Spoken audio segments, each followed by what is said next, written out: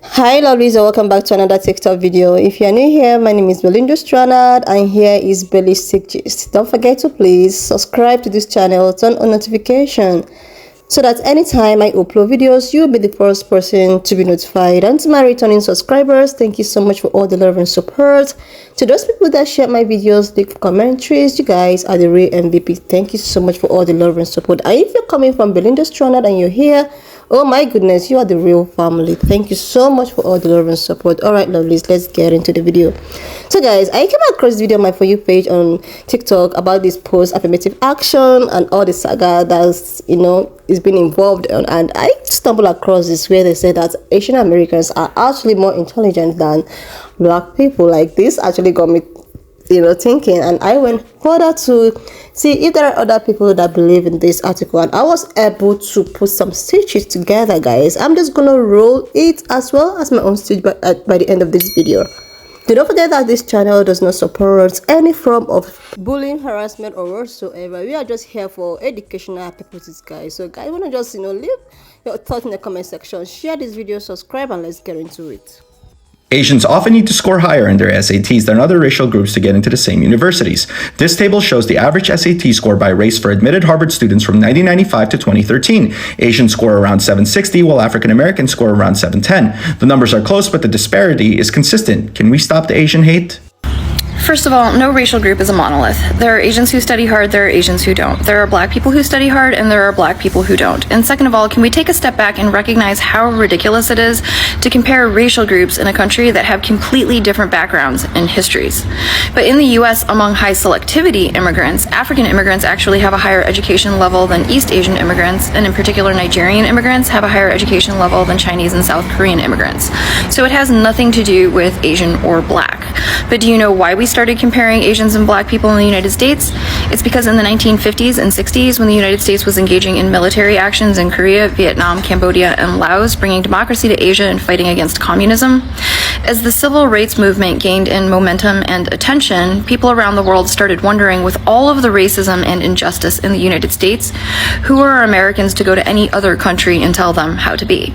So the United States said, no, Chinese Americans and Japanese Americans are being great. You can look, they're not protesting. They're quiet, they're working hard, they're living their lives, and they're doing fine. The problem is the loud, angry, protesting black people. And do you notice how the model minority myth only ever goes in one direction to make black people look bad? Because let's take the model Asian who studies really hard. Do you know who else they're studying much harder than? White people. In 2021, among 18 to 24-year-olds, college enrollment among Asian Americans was 60%, among white people it was 38%, and among black people it was 37%. So among white and black people it was about the same. But struggling white people do not get told you would be doing better if you were more like Asian Americans with their strong family values and their emphasis on academics. As a matter of fact, when Asians get compared to white people, Asian success is an indication that Asians are stealing opportunities and resources from white people and that we don't belong here. Sure, I'd love to explain. It's because in the United States, there is a long history of discrimination against Asian Americans in higher education admissions policies, but it has nothing to do with black people nor affirmative action. It's interesting how those studies never point out that if Asian Americans have the highest average standardized test scores by race, then not only are they having to score higher than black applicants in order to be considered, Asian Americans are also having to score higher than white applicants to be considered. Now, up until 2 weeks ago, affirmative action was constitutionally permitted positive racial discrimination due to the government's compelling interest in redressing historical harms that disadvantage black and Native American students in higher education. So with affirmative action, that's as it should be, that both Asian American and white students should have to score higher than black and Native American students to be considered. But why should Asian American students have to score higher than white students in order to be considered? And in the 1980s, when the United States Department of Education was investigating UC Berkeley, and UC Berkeley admitted to discriminating against Asian Americans, it was understood that had nothing to do with black people nor affirmative action. That was relative to the acceptance rate of white students. But over time, discrimination against Asian Americans became conflated with affirmative action for the purposes of divide and conquer, and I believe ultimately to sabotage affirmative action. That courts have repeatedly held that affirmative action does not discriminate against white people shows that it's possible to implement affirmative action in a way that does not discriminate against Asian Americans. It's that colleges and universities choose not to. Now, for people who are saying that admissions in higher education is a zero-sum game, It is not. Programs are able to expand to accommodate population growth.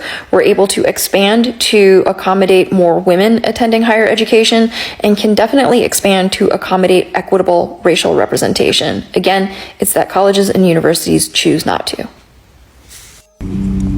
This response to this comment is long overdue, obviously, but honestly, I'm glad that he or she decided to comment this. But because I've been busy doing this, let's just look at it because it looks better than I do right now. So the comment says, do a video on how much Asians study and prepare for college compared to others. And that is true. Statistics does say that Asians study and prepare for college more than every other races. And that is true. They also do prepare for college more than white people. But that's at the end of the video, right? Let's go back to the beginning. I said by a really well-spoken TikTok creator, forgot his name, but basically let's go back in history when, the US was occupying some Asian countries. I don't know if you remember, but a reason why they said that, they could successfully civilize the Asian countries because in their home country, the Asian were behaving well, and if they behave well, they got to climb up the ladder of social economic. If they did good, if they studied really, really hard, they could once have the same opportunity as whites. Telling the black and brown bodies that what they have is good enough, they're asking for people who don't know much in history. Let's just skip ahead because this is only 6 minutes. Let's skip over the fact that, people that comes from Nigeria, countries, other African countries also outperform Asian, but let's just do the math on white and Asian. While Asian outperforms white bodies, but white bodies occupy college and acceptance way more than Asian. So why do Asian focuses on black bodies if based on percentage of population of the US and based on the acceptance percentage of black and Asian body, they accept Asian more? Which goes back to my point. The only population bodies that competes against Asians are other Asians as well as white. There's no minorities that competes with Asians, which make the law that was passed just a win for the whites. Also, if you want to view my building, just let me know. I'll give you a tour or something if you guys want.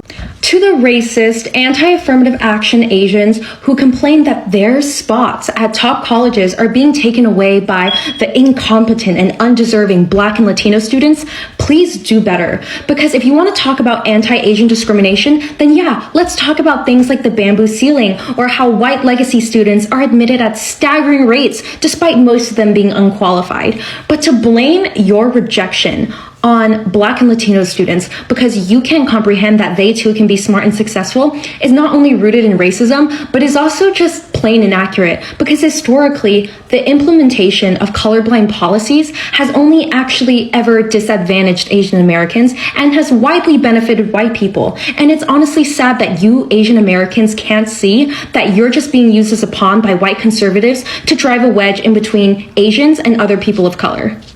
Like, seriously, lovelies, no wonder these people has been pushing affirmative action to be removed because they thought that Asian Americans are well intelligent or they study harder than other minority groups and all of that. And the affirmative action being removed has proven that, oh my goodness, this is actually immense. Like, are you kidding me right now?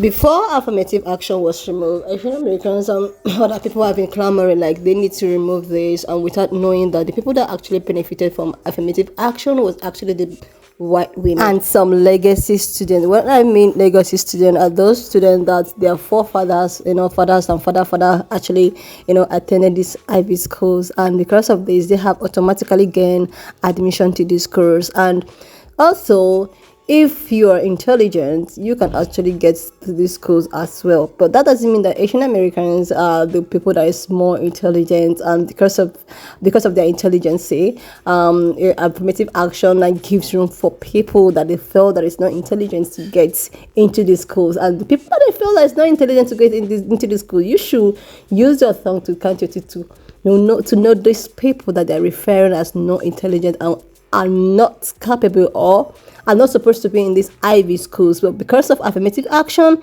they are, privileged to be into this school.